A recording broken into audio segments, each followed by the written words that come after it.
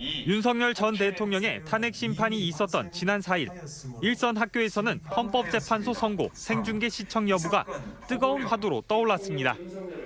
교육부가 정치적 중립을 강조한 유의사항 안내 공문을 일선 교육감들에게 보내며 은근히 압박하고 있다는 논란도 일었지만 전국의 학교는 물론 도내 많은 학교에서도 선고를 시청하며 민주주의 원칙과 헌법기관의 역할을 배우는 시민교육의 계기로 삼았습니다.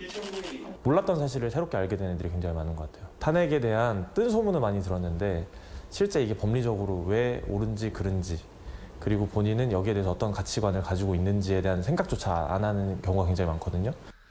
단순히 교과를 넘어 살아있는 민주주의 교육의 계기가 됐다는 교육 현장의 호평에도 여전히 현실은 녹록지 않습니다. 교사의 정치적 중립 의무가 곡해되면서 교과와 밀접한 사회 현안을 토론의 주제로 삼는 것만으로도 압박이 이어집니다. 가장 무서운 거는 학부모 민원이 들어오는 경우가 있다고 하더라고요. 이 법안에 대해서 우리 한번 자유롭게 토론해보자. 찬성측 반대측 나눠서. 그랬더니 왜 학생들에게 정치적인 사상을 주입을 하느냐. 정치나 사회 현안이 있어도 정작 학교는 아무런 교육도 허용치 않는 진공 상태가 되면서 검증되지 않은 매체들이 그 틈을 파고들었고 학생들은 사회 상식에 반하는 극단적인 주장들을 일종의 유의처럼 유통시키고 있습니다. 양쪽 정치인들에 대한 혐오의 표현들이 유튜브상에 굉장히 난무하잖아요. 그러니까 그런 것들을 상대방을 비하할 때 그냥 자연스럽게 쓰는 경우가 굉장히 많아요. 관련 조례 등이 만들어졌지만 교육당국의 민주시민 교육 지원도 구색 맞추기에 불과하다는 지적입니다. 올해 전북교육청이 선발한 민주시민 교육 강사 명단을 살펴봤습니다.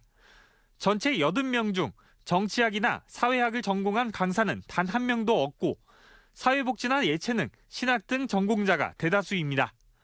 예절이나 언어 순화 등 인성교육이 대부분으로 정작 차별화된 민주시민교육은 끼워 넣기에 불과합니다. 질 관리를 하는 차원이지 따로 학교에 그 데이터가 정확히 나오거나 그러지 않거든요. 저희들이 그냥 그 학교에 그런 번거로움 해소 제도가 안내만 하는 차원이라고. 강압하지 않고 논쟁을 허용하고 스스로 판단하게 둔다는 원칙하에 정당 등 단체가 직접 시민교육에 나서는 타국가 사례에서 보듯 알고리즘을 통해 정보들이 범람하는 공론장 환경을 극복하기 위해서는 현실의 문제를 학교 안에서 직접 다룰 필요가 있다는 지적입니다. 좀 더 폭넓은 시야, 서로 다른 견해, 그리고 비교적 좀 공정하게, 중립적으로 여러 견해를 함께 다룰 수 있는 개연성이 생기는 거죠. 12.3 내란 사태 이후 우리 학교 현장도 민주시민교육의 본령을 달성하기 위한 새로운 사회적 합의가 필요할 것으로 보입니다. MBC 뉴스 허연호입니다.